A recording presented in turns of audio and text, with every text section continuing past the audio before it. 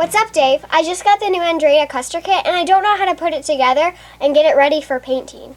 Well, Jillian, that's an excellent question. How do you assemble a kit like this? Well, the first thing you do is assemble the right tools. Starting with a really good quality two-part epoxy adhesive. Because it is a metal kit, I'm using epoxy, not super glue. Super glue is fine for resin, but that's it. You need to get a good selection of files from rough to very, very fine. I'm using the sanding sticks on this particular kit. Two-part epoxy putty for any type of gap filling that may be required. And a very sharp number 11 blade, the kit itself.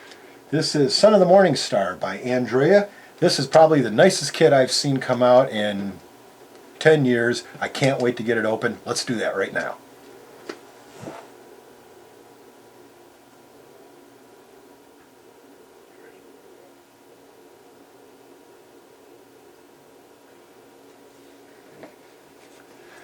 Okay, let's open this up.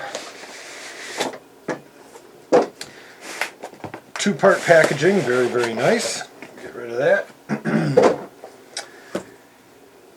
Nirvana, here we go. It's like a kid at Christmas. Now, what you have to do at this stage, you've got all these parts laying around, and with this kit there really isn't any directions. Everything should be fairly easily figured out. Look at the box and look at your parts. But you need to dry fit everything. That's really important. So what I would do is start with the larger pieces and make sure how they're going to fit in case you have to do any type of trimming or cutting. But as typical with Andrea kits, you can see we've got a super nice fit here. Of course, there's always going to be a little bit of gap filling, and that's what the two-part epoxy is for. And at this stage, as I'm fitting things together, I start planning my sequence not only of assembly but also of painting.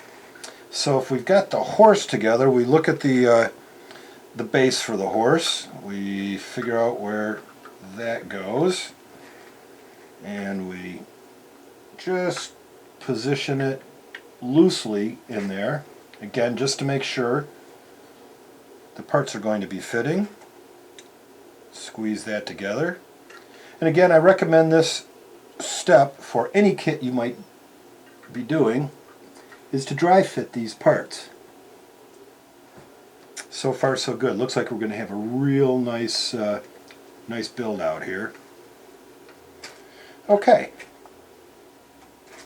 Keep this in the bag because there's a lot of fiddly bits in there and you don't want to lose those. So what's the next step? The next step is to sand any obvious blemishes, like there is one right here. Work over the whole entire kit that way. Then at that point you want to get your epoxy out, your epoxy adhesive, and glue the main parts together. Now what also is important is that once the main parts are glued, then you go back with the two-part epoxy, start filling all the seams. But some of the little bits, like the tail, the mane, some of the his jacket, bedroll, what have you, and many of these parts, I typically will clean and then put back in some type of container to keep them safe so they don't roll off the table into the netherworld. Because that facilitates painting. In our next session, I want to show that step, because what's important is that you don't want to get too much built up where then you can't get your paintbrush to it. So we'll see you very shortly on Michigan Toy Soldier at YouTube. Thanks so much.